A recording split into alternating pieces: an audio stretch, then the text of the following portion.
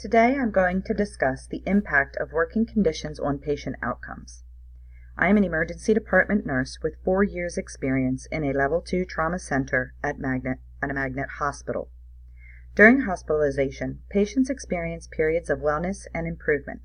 That is the goal of the staff and the administration, as well as the patient and family. However, sometimes patients are experiencing negative outcomes and adverse events. This presentation is going to highlight some of the troublesome areas in nursing care that are directly related to patient outcomes. At the end of the presentation, the learner will be able to identify how the working conditions of the nurse directly correlate to positive and negative patient outcomes. At the end of the presentation, the learner will be able to understand the impact nursing care has on healthcare as a whole. At the end of the presentation, the learner will be able to identify and correlate risks to patients directly related to nurse ratios, working relationships, and power of the nurse and well-being of the nurse. Let's talk about what conditions affect nurses and their ability to care for their patients. Firstly, nurse-to-patient ratios. In a study done by Cho, Katafian, Barkauskas, and Smith, it was found that 3 statistically significant relationships were found between nurse staffing and adverse events. An increase of 1 hour worked by registered nurses per patient day was associated with an 8.9% decrease in the odds of pneumonia. Similarly, a 10% increase in RN proportion was associated with a 9.5% decrease in the odds of pneumonia. Producing a greater number of nursing hours per patient day was associated with a higher probability of pressure ulcers. The occurrence of each adverse event was associated with a significantly prolonged length of stay and increased medical costs. Patients who had pneumonia, wound infection, or sepsis had a greater probability of death during hospitalization. Moving on to managerial support and strong working relationships. A different study done by Kieft, Dubrover-Frank, and Delny found that from the perspective of nurses, the following are an excerpt of essentials that are crucial in a work environment to the provision of high-quality nursing care: clinically competent nurses, good nurse-physician relationships, nurse-manager support, control over nursing practice, and a culture that values concern for patients. Nursing empowerment can be defined as education autonomy, committee work, and access to resources. In yet another study done by Spence and Laschinger, an analysis revealed that professional practice environment characteristics mediated the relationship between structurally empowering work conditions and both job satisfaction and nurse-assessed patient care quality. Lastly is the well-being of the nurses themselves. Johnson, Watt, Sipa, and O'Connor found that the burnout concept was originally developed amongst healthcare staff and is a state of vital exhaustion in response to chronic organizational stress, which results in feelings of work-related exhaustion, depersonalization, and reduced personal accomplishment. Now let's discuss how these conditions directly affect the patient. Patient contact suffers when units are understaffed. According to the U.S. Department of Health and Human Services, nurses' vigilance at the bedside is essential to their ability to ensure patient safety. Several seminal studies have demonstrated the link between nurse staffing ratios and patient safety, documenting an increased risk of patient safety events, morbidity, and even mortality as the number of patients per nurse increases. Due to understaffing, nurses aren't able to assess patients as frequently as necessary. Specifically, let's note assessments such as lung sounds or provide daily care such as respiratory maintenance. Continuity of care also suffers when there is not managerial support or strong team relationships. In the study done by Kieft et al., it was found that participants believed that problems will be solved sooner when ideas and thoughts are exchanged. In their view, it is about sharing information and communication. As stated by these participants, communication and aligning with each other is needed so that no conflicting information is given and uniformity in care or treatment is provided. This generates, according to the participants, composure and clarity towards patients. Participants believe that collaboration and communication affect how patients experience the quality and effectiveness of care. Furthermore, a manager, according to the participants, must be able to create the right conditions and have the logistical ability to ensure continuity of care.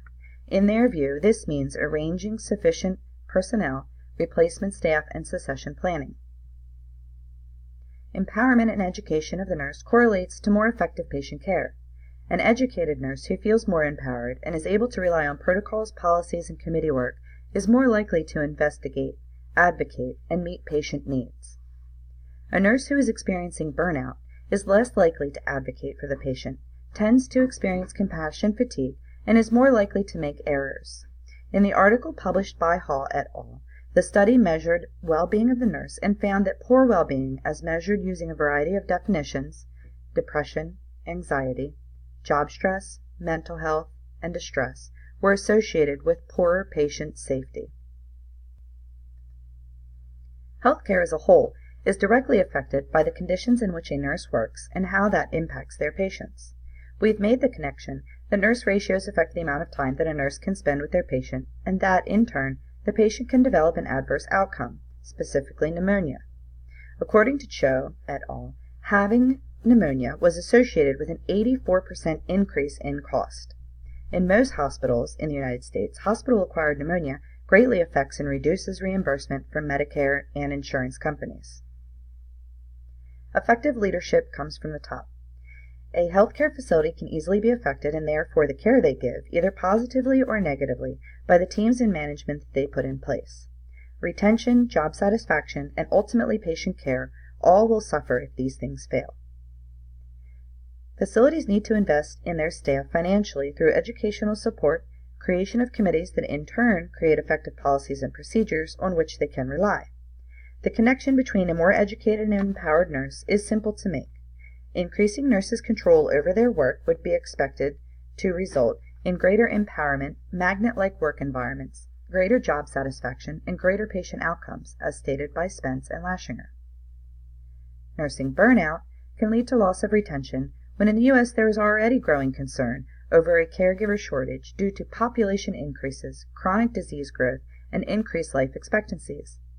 The finding that burnout and poor well-being are both, in the majority of studies reviewed, associated with poorer patient safety has significant implications for policymakers and management teams within healthcare settings. To deliver quality patient care, the care must first and foremost be safe, and the findings from this review done by Hall et al. Suggest that staff well-being may play an important role in patient safety.